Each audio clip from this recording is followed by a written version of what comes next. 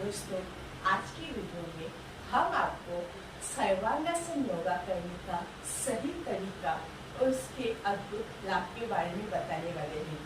सर्वांगासन के लिए सर्वप्रथम आप इस तरह से मैट पे दोनों लेग्स को फैला के और हैंड को इस पोजीशन में रख दीजिए और फिर फर्स्ट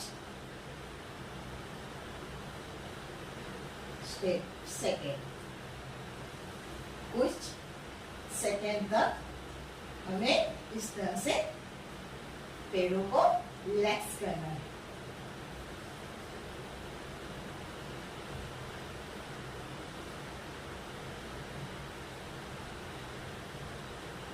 इसके बाद एक सेकेंड की रिलैक्स हो जाइए। फिर दोनों लेग्स को इस तरह से फोल्ड कर दीजिए और अपने हाथों को इस तरह से कमर को ऊपर की ओर उठा लीजिए ऐसे।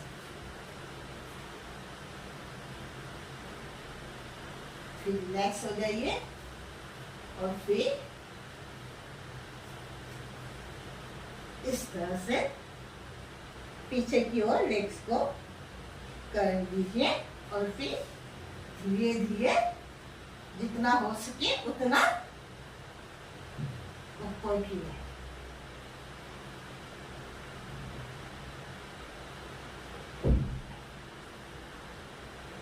और पूरा ध्यान पैरों के अंगूठे के तरफ दीजिए।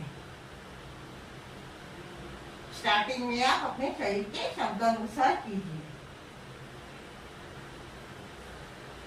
जितना देर हो सके उतना देर तक, और नॉर्मल सांस लीजिए।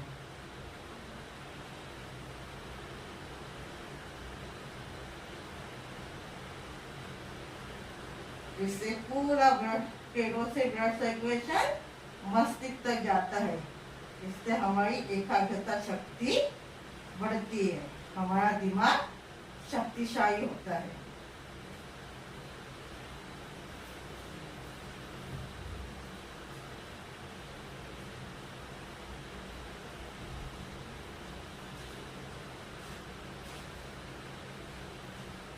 जितना देर तक हो सके उतना देर तक रहिए। फिर इस पोजीशन में फोल्ड करके धीरे से धीरे धीरे 1 से या 30 सेकेंड तक या 60 सेकेंड तक शवासन के पोज में सो जाइए। सर्वांगासन के बाद शवासन करना जरूरी है। इससे ब्लड सर्कुलेशन स्थिर हो जाता है।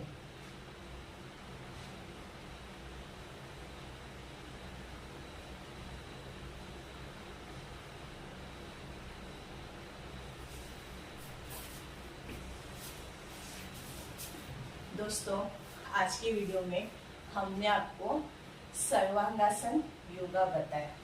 जब आप फर्स्ट टाइम सर्वांगासन योगा कर रहे हैं तो आपको एकदम से ये पोज में सर्वांगासन योगा नहीं आएगा। उसकी प्रैक्टिस आपको कम से कम आपको 15-20 दिन लग जाएंगे प्रैक्टिस करने में। कोई भी योगा हमें आराम से धीरे धीरे करना है। अगर आप स्टार्टिंग में पैर उठाने में आपको तकलीफ हो तो दीवार का सहारा लेके आप उसके सहारे कुछ दिन तक पैरों को उठा लीजिए। फिर विदाउट दीवार का सपोर्ट लेके आप कोशिश कीजिए। सर्वांगासन योगा यह एक बहुत ही ताकतवर योगा है और महिलाओं की तो एक सर्वांगासन योगा एक वरदान के रूप में माना जाता है। कई महिलाओं को प्रेगनेंसी में तकलीफ होती है, प्रॉब्लम होती है, तो उनके लिए तो एक वरदान के रूप में है।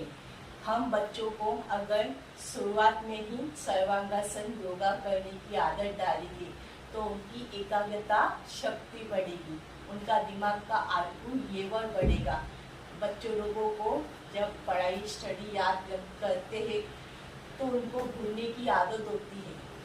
तो अगर वो सर्वांगासन योगा करेंगे तो उनकी एकाग्रता शक्ति बढ़ेगी।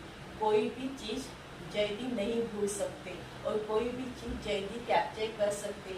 आजकल देखा जाए तो न्यू जनरेशन में कई लोगों के छोटी उम्र में ही बाल पकने चालू हो जाते हैं। अगर सर्वांगासन योगा करने की आदत बचपन से ही डालेंगे तो यह प्रॉब्लम, यह तकलीफ नहीं आएगा। जब हम सर्वांगासन योगा करते हैं तो हमारा ब्लड सर्कुलेशन पैरों से होता हुआ हमारे मस्तिष्क तक जाता है।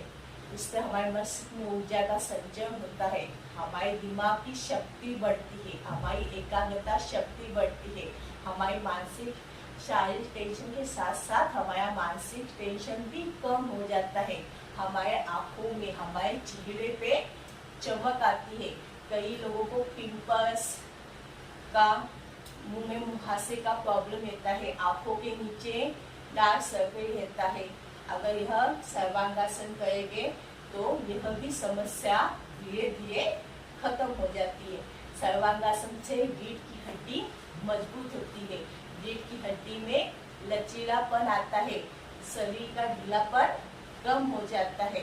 मगर आपको अगर पीठ में कुछ तकलीफ होगा तो आप डॉक्टर का सलाह लेके ही यह सर्वांगासन योगा कीजिए। अगर हाथ में आपको या शोल्डर में चोट लगी होगी तो यह सर्वांगासन योगा कुछ दिन के लिए अवॉइड कीजिए।